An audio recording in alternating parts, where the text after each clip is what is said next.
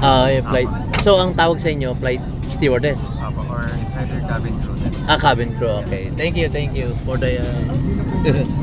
Ayan, tinanong ko kasi si Sir.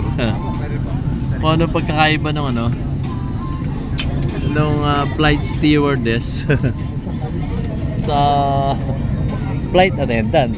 So, mas magandang pakinggan yung flight stewardess at saka o kaya cabin crew, sabi ni Sir.